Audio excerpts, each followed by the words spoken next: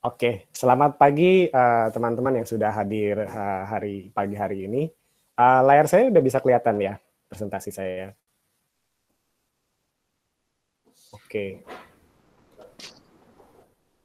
baik. Ya, jadi ya sesuai dengan yang tadi sudah disampaikan oleh Mas Heru dan juga rekan-rekan dari Cybertrend, hari ini kita akan membicarakan mengenai taking your business to the next level with Smart Analytics using Google Cloud Platform. Dari saya sendiri, saya akan membawakan materi yang kita akan mundur sedikit sebelum kita memanfaatkan Google Cloud Platform untuk Smart Analytics, bagaimana kita bisa membantu menyimpan data-data teman-teman yang secara aman sebelum kemudian digunakan data-data tersebut. Ya, uh, kalau memang saat ini masih ada yang belum atau masih menimbang-nimbang menggunakan cloud, kenapa sih harus menggunakan cloud gitu kan? Ya, ini ada beberapa survei yang dilakukan oleh third party dari Gartner dan IDC. Ya, paling dekat tahun depan 2021 75% dari mid-size atau large customer itu sudah akan menggunakan cloud, multi-cloud atau hybrid cloud. Dan bahkan dengan adanya pandemi sekarang ini ya bisa kelihatan bahwa semua industri itu adalah akan mengarah ke digital semua, dari mulai e-commerce sampai ke fintech, bahkan uh, acara yang seharusnya kita biasanya Cybertrend mungkin ngadain dalam bentuk acara fisik ya, kita datang ke eventnya Cybertrend, sekarang kita lakukan secara webinar. Dan kemudian di tahun 2022 kita akan menggunakan infrastruktur atau teknologi tersebut untuk melakukan inovasi, atau hampir 90% akan melakukan inovasi di atas public cloud. Dan ya 5 tahun lagi data dari seluruh dunia itu akan bertambah sekitar 5 kali dari yang sekarang ini. Hal kedua adalah sebenarnya karena mengelola infrastruktur itu adalah sebuah cost atau beban ya. Jadi perusahaan harus menyiapkan staff, harus mengelola sistem tersebut, kemudian resource-nya juga nggak fleksibel karena harus membeli atau memasang atau memonitor. Jadi itu sebenarnya bukan sesuatu yang memberikan benefit, tapi malah akan menjadi biaya dan beban. Dan banyak hal yang bisa dimanfaatkan dengan menggunakan cloud, yaitu dari kecepatan, kemudian kualitas, karena kita sifat infrastrukturnya sangat fleksibel dan kita juga udah punya standar-standar yang kita terapkan untuk memastikan service kita itu reliable dan bisa terus diakses. Kemudian dari cost efisiensi juga, dan dari sisi keamanan. Dan Google Cloud adalah salah satu partner yang terbaik buat Anda yang mau memulai journey Anda ke cloud. Apakah itu memindahkan workload baru atau memindahkan workload dari on-premise Anda, atau Anda punya inisiatif untuk melakukan digital transformation. Kenapa sih Google Cloud Platform sendiri itu berbeda? Ya ada 4 hal ya. Pertama, dari sisi infrastruktur, kita sudah punya standar yang membuat infrastruktur kita sangat aman dan reliable untuk workload-workload Anda. Kemudian kita juga punya pengalaman yang selama 20 tahun mengelola data yang jumlahnya sangat besar. Kemudian kita juga bisa membantu bagaimana Anda mendapatkan nilai dari data-data tersebut. Dan ya terakhir ya, di atas infrastruktur ini Anda bisa membuat atau memodernize aplikasi Anda atau inovasi Anda across clouds atau on-prem. Karena kita juga memprovide untuk hybrid cloud atau multi-cloud. Ya, untuk hari ini saya akan bahas pertama ya tadi mengenai keamanan dan reliabilitas infrastrukturnya ya. Kenapa sih Google itu berbeda? Pertama, ya kita ada 3 fundamental hal yang kita lakukan dari sisi keamanan. Pertama, protection atau foundation dari keamanannya. Bagaimana kita mendesain keamanan tersebut di setiap lapisan-lapisan infrastruktur Google. Kemudian kita juga memberikan kontrol kepada customer untuk supaya mereka bisa fleksibel memenuhi kebijakan atau bisnis objektif. Dan terakhir tentu kita mendapatkan sertifikasi atau compliance yang dibutuhkan untuk customer. Pertama ya dari sisi infrastruktur, kita sudah desain dan build dan operate infrastruktur kita dengan tingkat keamanan yang sangat tinggi. Kita menerapkan keamanan-keamanan tersebut di beberapa lapisan, dari mulai hardware, kemudian services, physical identity, data, network, dan juga operations.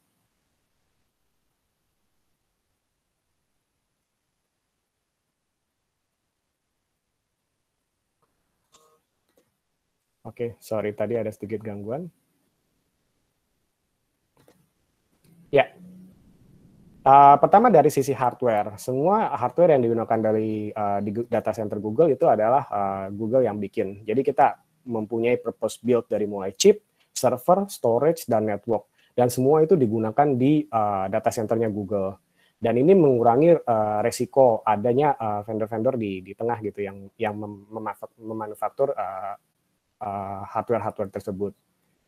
Kemudian dari sisi physical security juga data center kami dijaga sangat ketat. Semua orang yang keluar masuk harus punya identitas yang jelas dan tidak semua orang bisa masuk. Bahkan karyawan Google pun juga tidak semuanya tidak serta-merta bisa masuk ke data center tersebut. Kemudian dari sisi hardware recycle atau pembuangan kita juga sudah punya proses-proses yang sangat aman. Ketiga, kemudian tadi dari sisi services ya, setiap data yang masuk ke Google itu otomatis akan di-encrypt. Bahkan untuk bisa menyambung ke jaringannya Google, kita harus menggunakan TLS atau Transport Layer Security sebelum bisa diterima datanya. Dan ketika sudah masuk ke data center Google, itu otomatis langsung di-encrypt semua di semua lapisan. Jadi encryption itu bukanlah suatu opsi, tapi adalah suatu default di data centernya Google. Dan ya, kita juga mengoperasikan 130 lebih jaringan di seluruh dunia worldwide. Jadi semua jaringan yang digunakan oleh data center Google adalah jaringan yang Google bikin. Jadi ketika data Anda sudah masuk ke backbone-nya Google, itu semua sudah aman karena tidak menggunakan fasilitas publik, menggunakan jaringan yang Google bikin. Kemudian keempat, ya dari sisi operasional, kita juga sudah mengembangkan bagaimana data center kita bisa hidup terus tanpa adanya gangguan. Bahkan ketika contohnya adalah di sini ketika kemarin ada isu meltdown atau Spectre, itu ketika sudah ditemukan zero day bug-nya, kita langsung mengupdate atau mempatch semua data center kita tanpa adanya downtime. Dan ya terakhir untuk dari sisi privacy juga kita menghargai data-data dari customer karena data-data tersebut adalah milik Google dan milik customer dan kita tidak akan menggunakan data-data tersebut untuk advertising. Nah, berikutnya adalah dari sisi kontrol, karena kita juga memberikan kontrol keamanan untuk customer agar mereka dapat memenuhi peraturan ataupun bisnis objektif mereka. Dari sisi kontrol keamanan cloud membutuhkan kolaborasi dari kedua belah pihak. Jadi kita butuh juga kolaborasi dari customer untuk mengamankan data mereka, di mana kita juga akan bertanggung jawab untuk mengamankan infrastruktur kita. Dan itu pun juga tingkatannya berbeda-beda dari jasa atau services yang digunakan. Jika menggunakan IaaS atau infrastructure as a service, itu berbeda tingkat kolaborasi yang dibutuhkan atau tingkat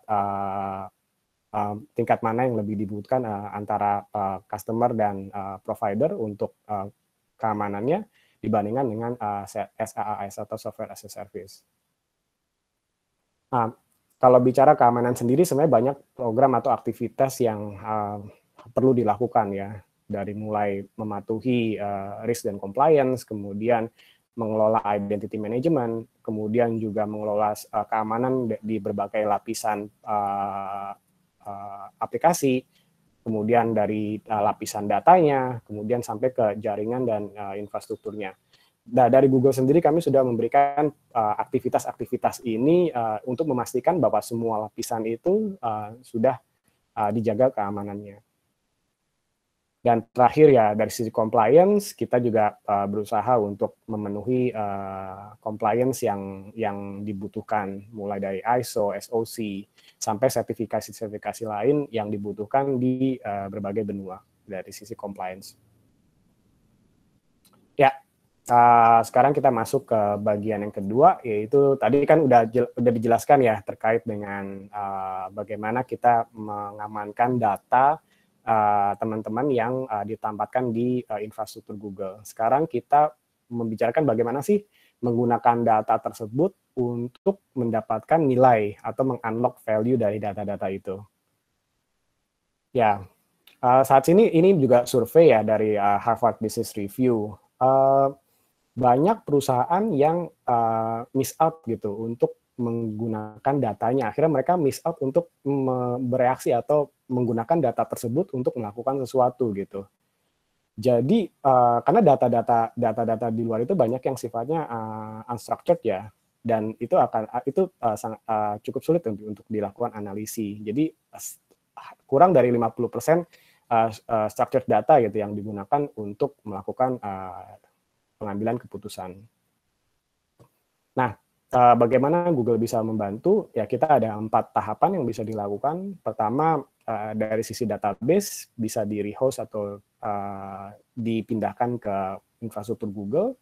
Kemudian yang menggunakan fully managed database, serverless data analytics, dan terakhir ya memanfaatkan AI dan machine learning. Ya, yang pertama untuk rehost your databases ya. Jadi Google memberikan infrastruktur yang fleksibel dan reliable gitu. Jadi dengan menggunakan atau merehost database Anda ke infrastrukturnya Google, itu dipastikan dari sisi keamanan dan juga mendapatkan benefit tadi fleksibilitas atau skala yang sangat besar.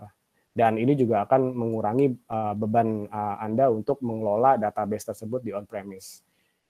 Jadi biarlah hal-hal tersebut dikelola oleh Google. Nah, ini sifatnya juga sifat yang paling dasar ya. Jadi memang masih ada beberapa hal yang perlu dilakukan oleh customer untuk memonitor database tersebut.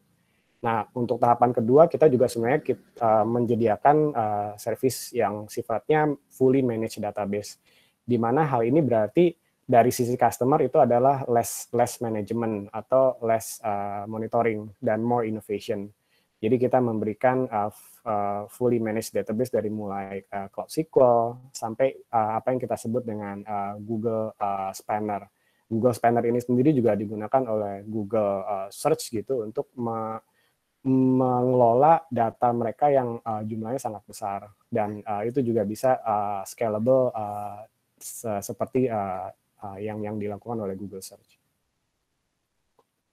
Nah, ini yang menarik. Jadi bagaimana Google bisa membantu Anda untuk melakukan serverless data dan analytics. Karena kalau dibandingkan dengan traditional data warehouse di mana Anda perlu menyediakan infrastrukturnya, itu banyak hal yang sebenarnya sifatnya lebih ke arah operasional, tidak ke arah inovasi. Jadi bagaimana harus melakukan monitoring, kemudian melakukan performance tuning, sampai handling dari sisi resource dan skalabilitasnya. Belum lagi mengelola reliability-nya. Nah, sedangkan menggunakan serverless atau menggunakan fasilitas Google, kita hanya akan fokus ke analisis dan insights dari data-data tersebut. Dan itu akan sangat berguna untuk inovasi yang teman-teman bisa lakukan dari hasil analisa dan analisis dan insights tersebut. Kita sudah menyediakan platform yang cukup komprehensif dari mulai ingestion data, kemudian pipeline data, mempersiapkan data tersebut sebelum kemudian masuk ke data warehousing-nya dan dilakukan analytics menggunakan AI, machine learning, atau fasilitas-fasilitas Google lain. Kita juga memberikan tools yang bisa dilakukan untuk mengelola analytics tadi tersebut. Ya, machine learning sendiri ini juga digunakan Google secara internal ya. Jadi produk-produk yang ada di Google Cloud kebanyakan memang produk-produk yang Google sendiri gunakan secara internal. Jadi machine learning ini membantu Google mengembangkan produk-produk yang ada di layar ini. Jadi kalau ada yang mungkin yang sering menggunakan Gmail, kalau sekarang ketika ketik email itu sudah ada recommendation-nya. Jadi tidak perlu ketik semua, udah ada kira-kira kita mau ketik apa, nanti bisa menggunakan hal tersebut. Atau ya itu tadi, kita juga bisa mengklasifikasikan spam. Kemudian dari sisi YouTube kita juga memberikan recommendation, atau ya mungkin yang sehari-hari atau yang dulu sering commute ya, kita juga bisa memberikan local search dengan menggunakan Maps. Ya, nah dari sisi AI dan machine learning tersebut kita juga ada beberapa produk yang kita tawarkan dari mulai vision, kemudian language, sampai ke conversation dan structured data. Jadi dari sisi MI/ML ini juga kita juga sudah menyediakan ready to use model, atau bisa juga menggunakan model yang dibutuhkan oleh teman-teman. Kemudian machine learning kita akan membantu untuk men-train model tersebut untuk menghasilkan analisis yang dibutuhkan. Jadi ya dengan AutoML kita menggunakan raw data untuk melakukan analisis itu bisa dilakukan dalam hitungan hari, bukan dalam hitungan bulan. Jadi hal ini dapat membantu teman-teman untuk mempercepat proses tadi membuat model baru, kemudian men-train model tersebut untuk akhirnya bisa membantu untuk melakukan analisis atau menghasilkan insights yang dibutuhkan. Jadi itu tadi 4 hal yang kita bisa lakukan di atas Google untuk melakukan smart analytics ya. Pertama, kita bisa merehost database yang teman-teman gunakan di infrastruktur Google untuk memberikan skalabilitas dan reliabilitas dari sisi datanya, dari sisi keamanan datanya juga. Kemudian ada juga tadi fully managed database, di mana teman-teman bisa fokus terhadap inovasi daripada operasional dari pengelolaan database tersebut. Dan kemudian kita ada tadi serverless analytics atau fitur-fitur yang bisa dilakukan untuk melakukan analytics daripada menghabiskan waktu dan biaya untuk cost-nya.